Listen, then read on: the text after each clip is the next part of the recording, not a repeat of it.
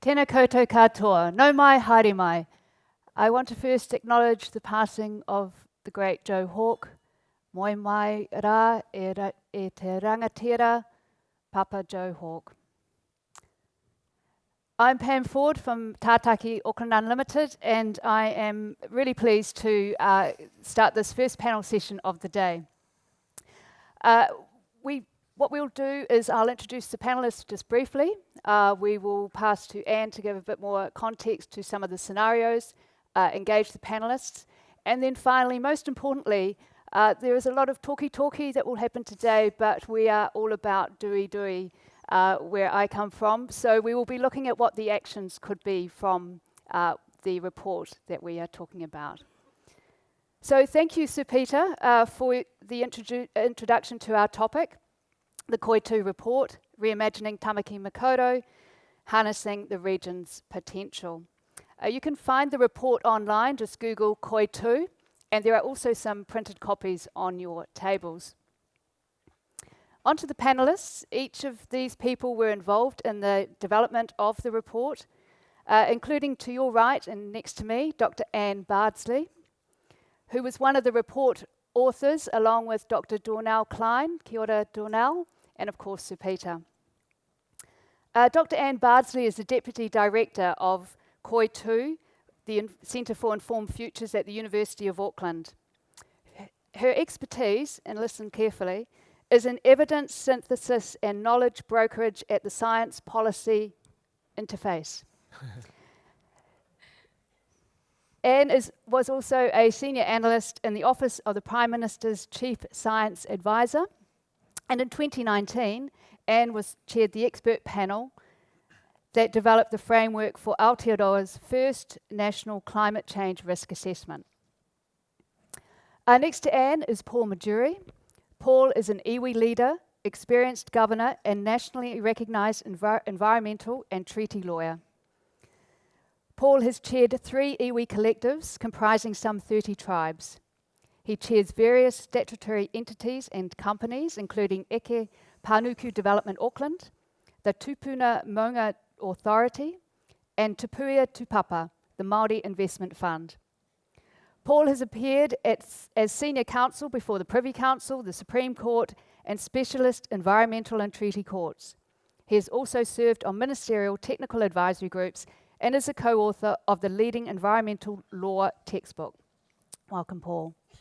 And Mark Thomas joins us. Mark is a director of Committee for Auckland, the organisation that is about building connection, behaviour and initiatives to build a better Auckland for all. Mark is the founder and managing director of his company Service Works Group, and he specialises in smart city development. Mark's interests lie in how technology can better address urban climate challenges, build greater economic opportunities, and boost citizen engagement. Mark is an international speaker, and we're really pleased to have you today, Mark. And at the end of our panel is the wonderful Izzy Fenwick, founder and CEO of Fenwick, which is a recruitment and talent management agency that connects the next generation of advisors with leading organisations. Izzy recently launched her company Fenwick, which is named in honour of her amazing dad, Sir Rob Fenwick. Izzy is also an emerging director herself on the Aotearoa Circle and a fellow of the Next Foundation, demonstrating her dedication to a sustainable future.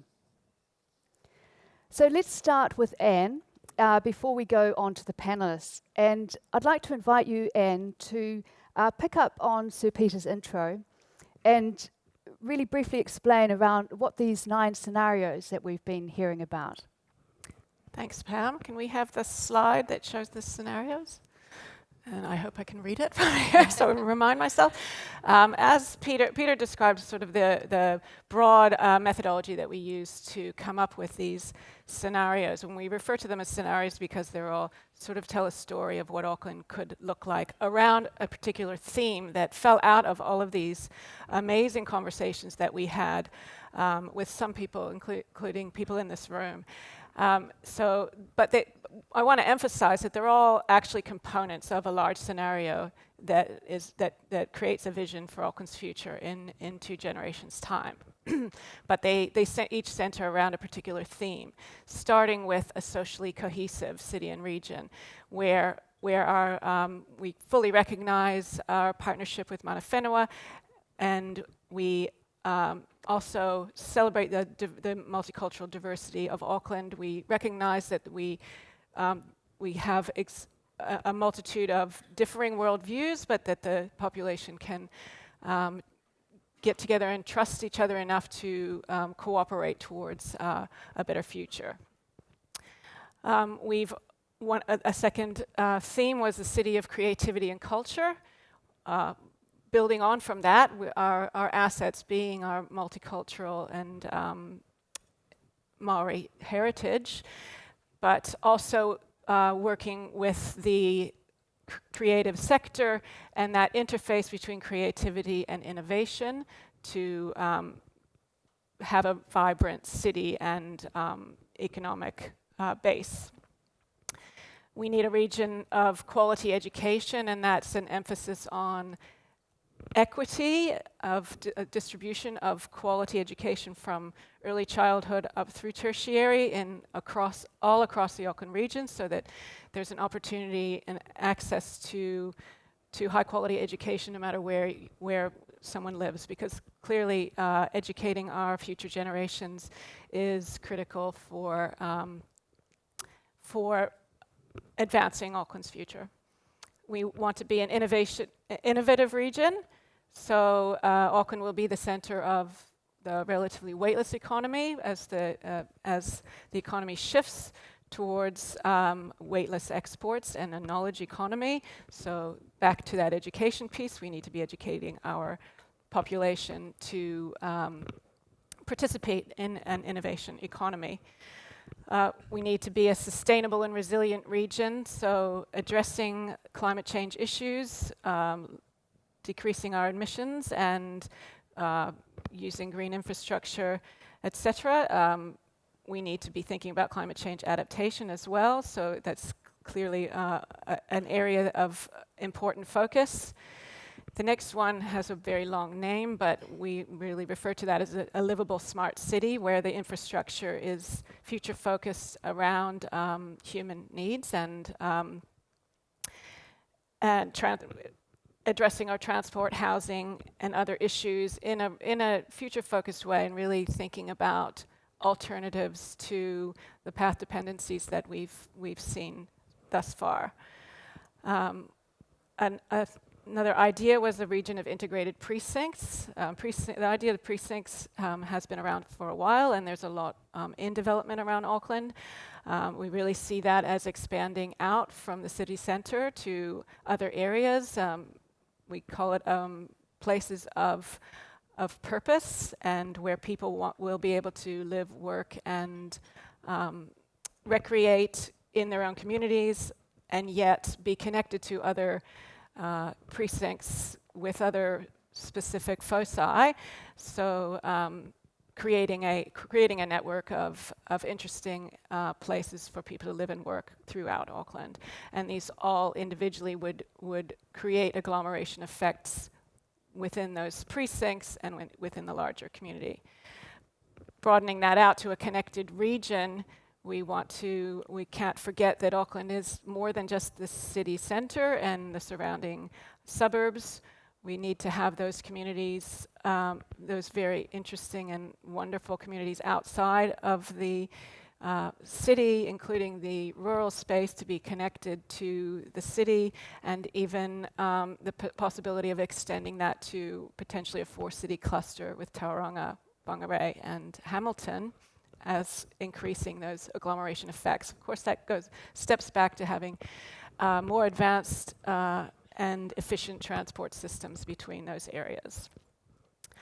Lastly, and one of my favorites, is an indigenously inspired national park city idea. Now, I think of this not as a national park in the way that is a quite colonial Western view of a national park. We're talking about people living within this greener, more environmentally connected region, and and having that as an overarching theme that connects all of the regenerative and greening activities that are already going on, and addressing climate change, and really also having a vision that this is what TāMAKI Makaurau Auckland looks like.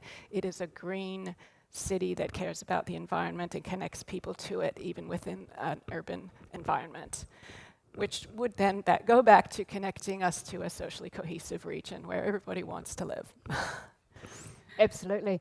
Thank you, Anne. I might just add that Anne has just returned from Paris, so doing very well with the jet lag as well, Anne. So thank you for remembering all of that. And I guess those 9 scenarios, that summary, belies a whole depth of information and a whole lot of rich conversations that have been taking place already since this report's been released.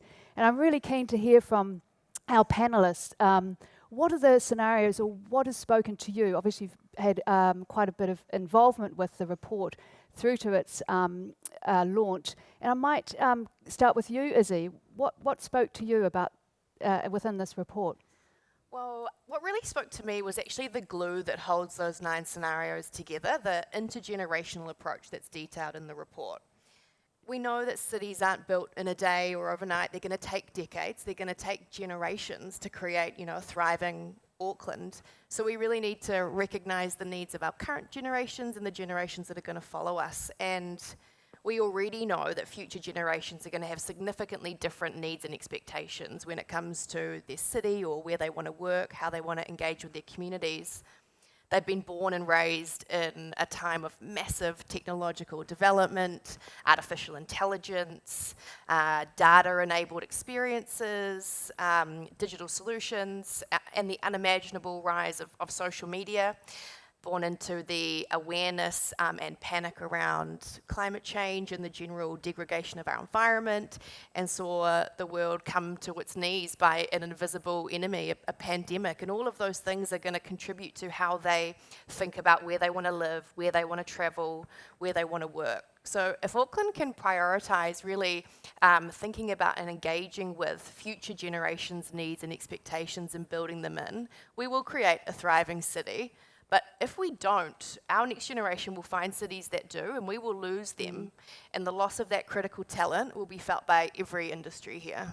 Yeah, I think that's a valid point, and I'm sure we'll hear a lot more today about talent and the need to retain talent, but being able to look ahead and plan for that in a very deliberate way, I guess, is important. Mark, you've been involved as well. I mean, what's your perspective on what the Koitu report says? Look, Pam, perhaps I could answer that in 2 parts, right? The first is to focus on the 9 themes, and there are 3 that kind of come out. One is the region of integrated precincts. I prefer the subtitle, which is Places with Purpose and Character, because I think that's something that speaks to people. The last quality of life survey done in 2020, this is the big Stats New Zealand survey, had 81% of people feeling very positive about where they lived, but that had declined by 23%. One of the reasons for that was new developments taking place, right? And so I think that this idea of places with purpose and character as a key theme is something that we could use to engage people in this thing, and that's really important, right? I mean, the conversation we all want to have with this has to be something that's important to people. The second theme is the smarter quality of life one, the strangely worded, a region of human-focused infrastructure, transport and housing. Smarter quality of life, using technology, but only in a people-focused way, both to help our transport problems and others. And thirdly, the indigenously inspired park city. I picked that one because that seems the more sort of easier to operate, the one that we can kind of grasp. So 2 that are perhaps more challenging. So that's my first part. My second part is the biggest theme actually is chapter 3. Because those 9 scenarios were in chapter 2. Chapter 3 is the enabling change. It's the how. And that was the one that spoke, I think, particularly to the Committee for Auckland, right? We have quite a broad perspective. And that one talks about the need for a system-wide consensus on how Auckland plans, buy into the vision of citizens, the planning system, much more integrated, and Izzy's point about the integrational perspective. So I think these 9 will best be achieved if we enable change by addressing the governance, management and planning issues that are holding us back. Interesting. And the Mayor spoke about that short time frame of governance at this at the civic level, didn't he? Paul, you wear a number of pōtae that has oversight of development in the city. What are your thoughts? Tēnā koe Pam. Tēnā tātou I runga te āhuatanga te wā, kuri au ki a rātou mā, ai tautoko ngā mihi arawa ki te rangatiri e Joe, moe mai, uki atu rā. Ngā mihi hoki ki ngā mana whenua tāmaki Makaurau, Ngāti Whātua, te Waiohua, Ngāti Wae me Marutuahu. Tēnā rā tātou. As has been indicated in those various pōtae that I wear, probably important to say my remarks and observations are personal. I'm not speaking on behalf of any entity. And in terms of today's kaupapa, the quip goes that if you don't know where you're going, you can't get lost. And of course, the importance of the report and today's discussion is around the thought leadership and the ensuing dialogue that goes with that.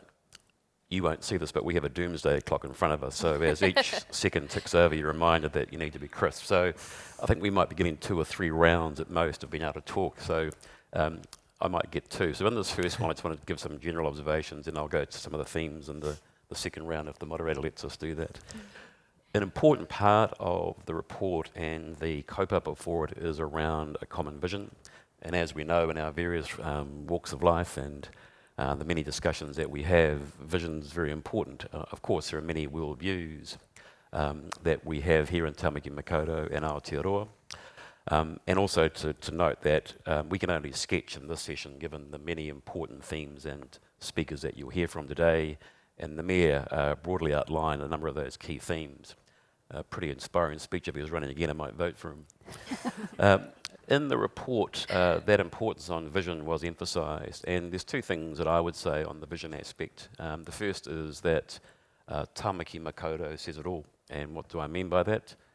Tāmaki, the gathering places of canoes and waka, Tāmaki the great, and Tāmaki desired by many.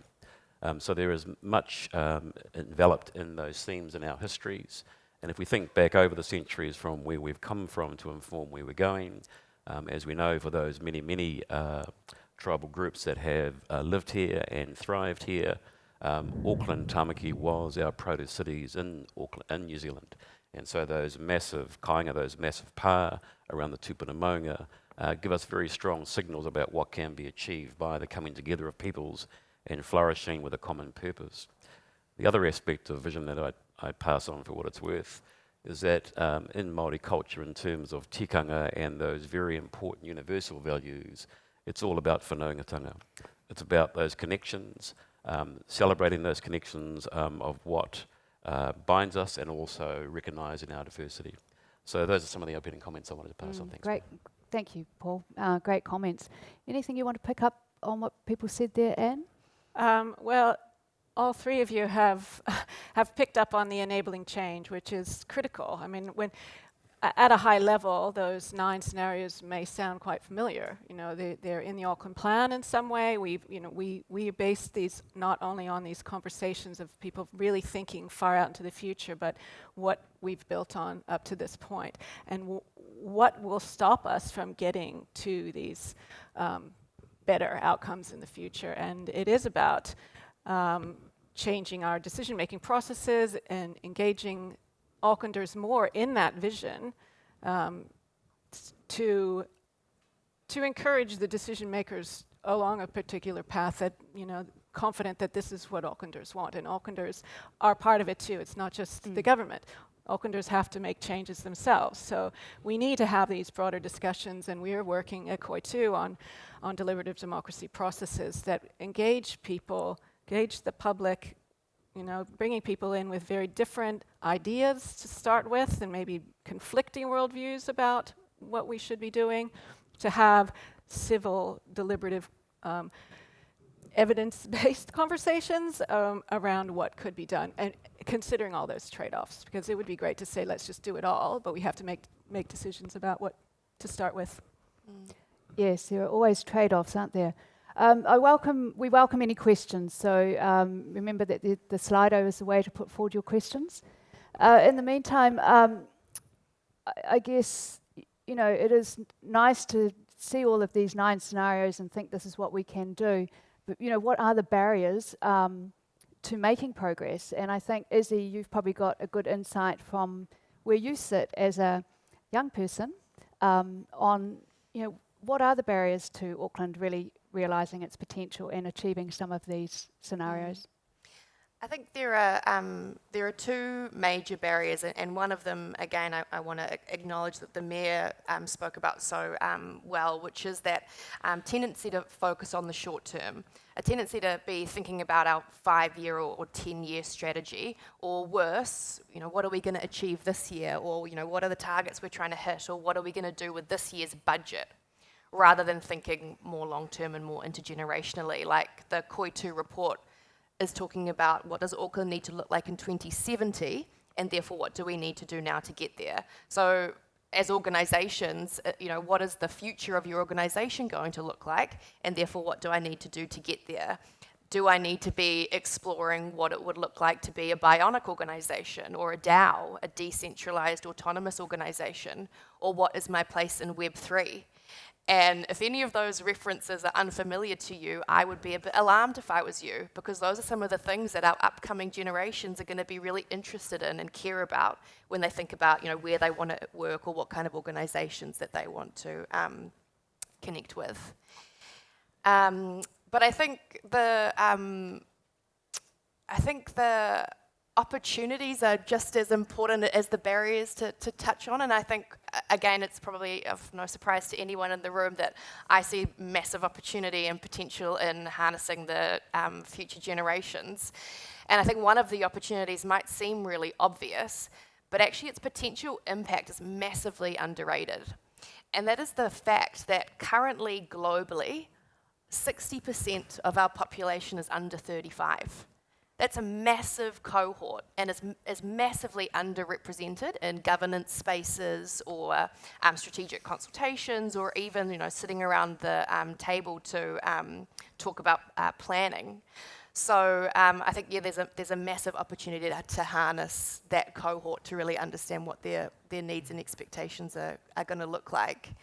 And dovetailing off that opportunity a little bit is also the opportunity around that cohort is also going to receive the biggest intergenerational handover of wealth in history in the next few decades, estimated at around $30 trillion. So if you want the future generations to come to TＡMAKI, to live here, work here, invest here, we need to be thinking about what are the needs and expectations of those emerging generations, and really consider that a massive opportunity. A great point. Actually, there's a question come through from POC, from EY, which Anne, you might be able to answer with Izzy. What youth were consulted upon creating this report?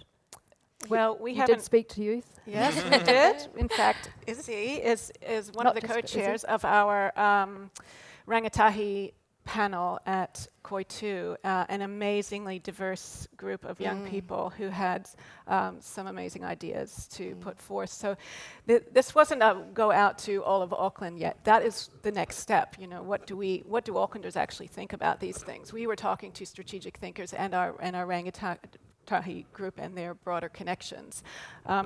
Izzy actually led that conversation with the Rangatahi. So, Okay, and it will continue. Mark, what are your thoughts around, the barriers to some of the enabling change, maybe? Sure, look, I think that there are three barriers. One is the one that's always there, failure to recognise the opportunity, particularly when it's a big opportunity, right? The OECD says that poorly governed cities will make inequality worse. The World Economic Forum did a recent review of the challenges facing cities, environmental threats, resources, housing, inequality, what to do with technology. And number 5 was governance. And on most city plans, those 4 issues would certainly be prevalent. But governance is seldom on a city plan, and that's often because it's not so much the job of cities, it's the job of whoever creates the cities. It's the job, in New Zealand's case, of our government, because they set the framework for governance. So that's the really big opportunity. I think the second one is that other priorities take hold. Those more present, real priorities are the ones the Mayor talked about, of course, are the ones that preoccupy them. And they're very important. But what happens is we're too busy trying to make progress on, say, for example, housing, that we end up not making enough affordable housing quickly enough. And what happens?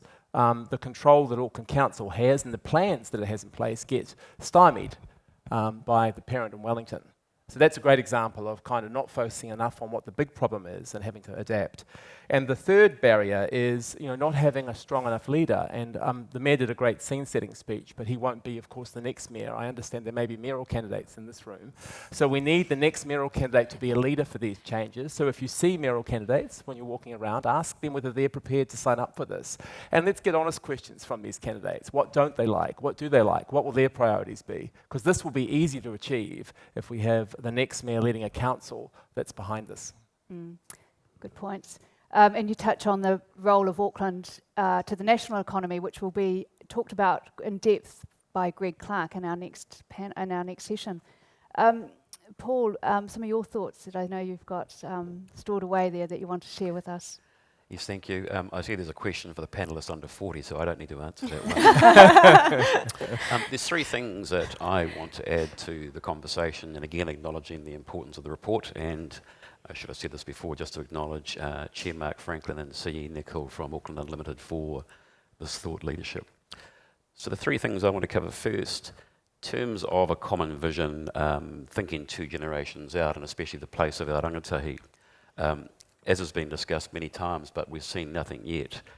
The thought of an ongoing system of voting in local body elections, which is via envelopes and not online, is just ludicrous in this day and age. If we're going to encourage our youth to participate and have returns of over 30% odd, then it's high time for change. Yes, there are technical issues, there's matters of cybersecurity, but there must be an answer there.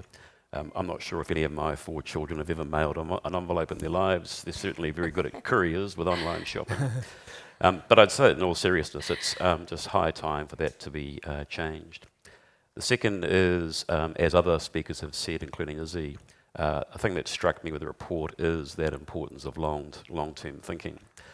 Now, it must be common ground that long-term thinking is virtuous, but when we look at our constitutional settings, 3-year cycles, etc., is it illusory? We can talk around ideas of a common MP caucus for Auckland, but given the nature of party politics, how real is that?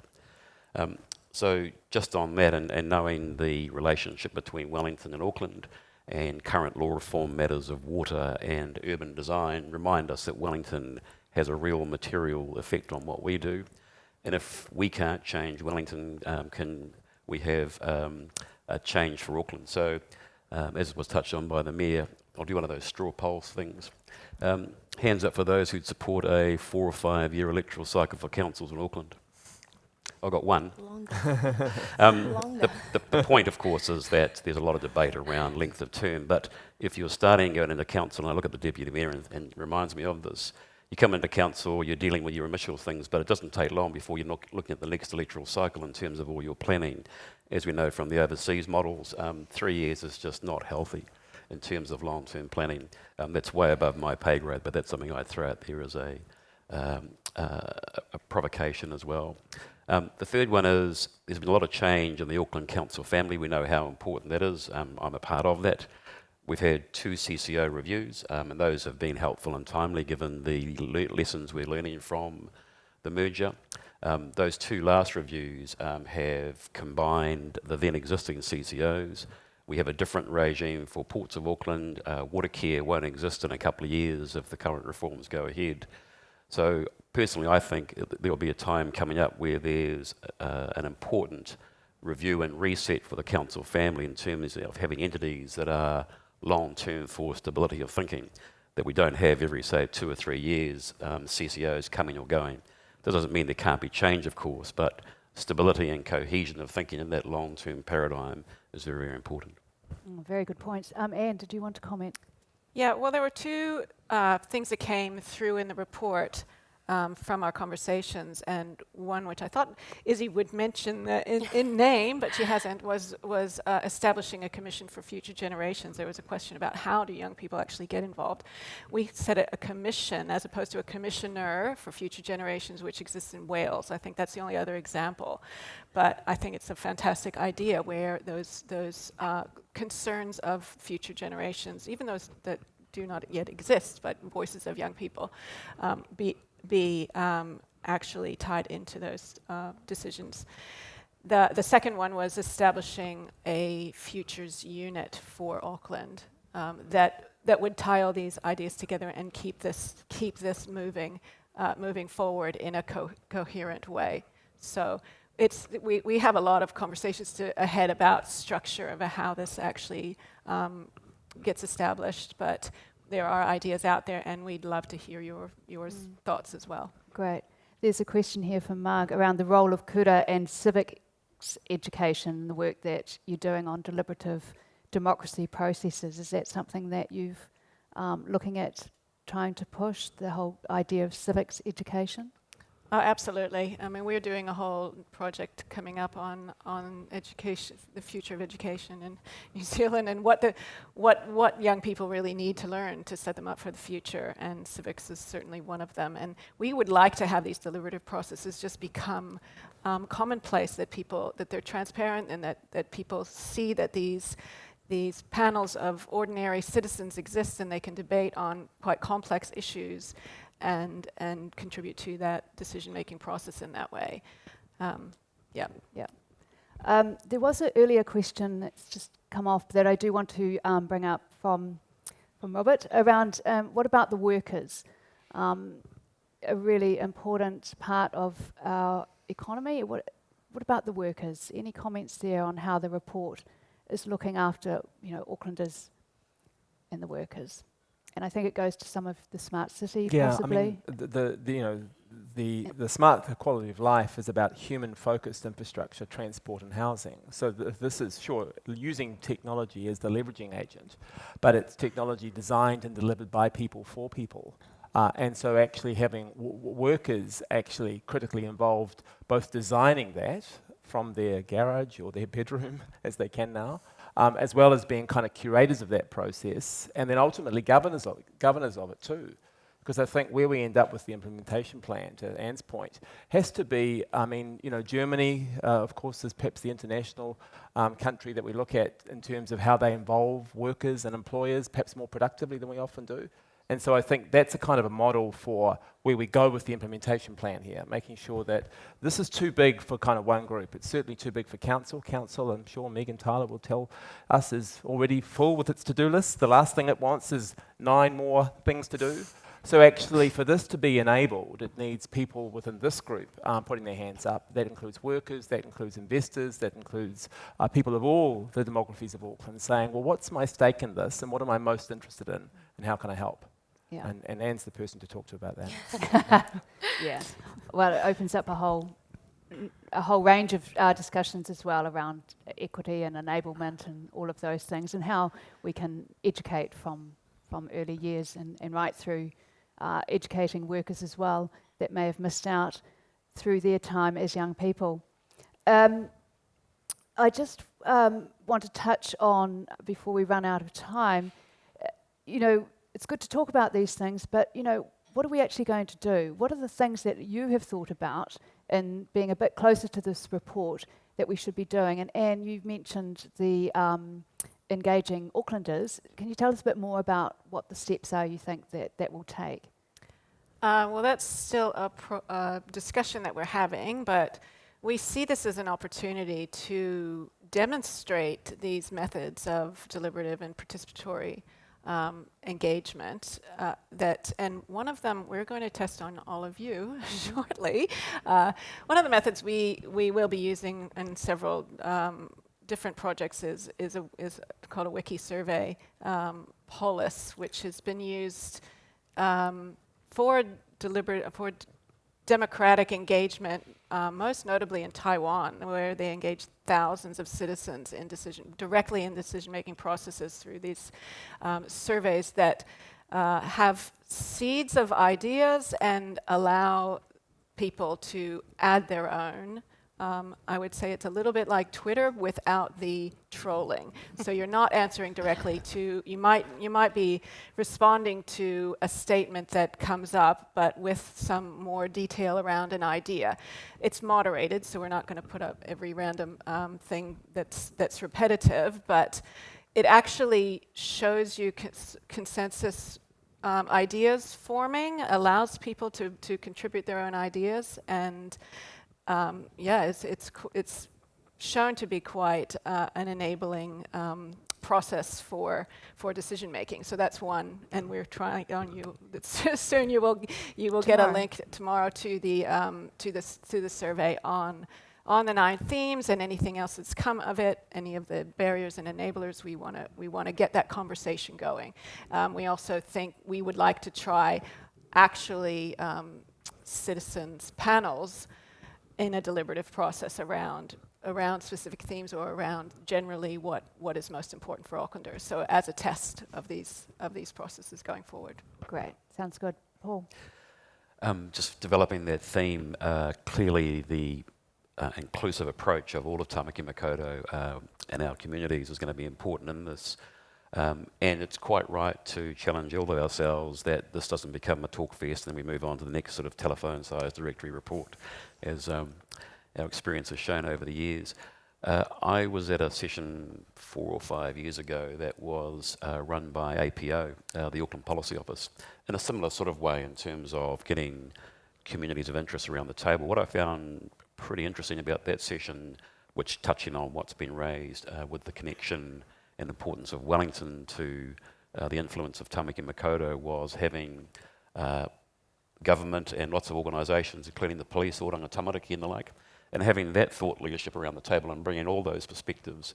It's a big beast, isn't it? And so some sort of structure and coordination is important, but really it's about having all the worldviews and faces there. I know that sounds trite, and it is, but it just reinforces it's as much the importance of the architecture of where we go to from here as much as well as the substance itself. I think that one of the benefits of this COVID time has been that collaboration, that all sorts of people have come together, and I'm looking at APO as one of those conveners and ourselves, but maybe it means that it is a good time to continue that, bringing people together of all sorts and types to come up with solutions. And I can see that Izzy's dying to tell us what her doing is. Yeah, I guess I've been thinking a little bit around, the action and the doing of, what comes next for this. And I think there are 3 tiers of how that needs to happen. And the first is, what are we as individuals going to do?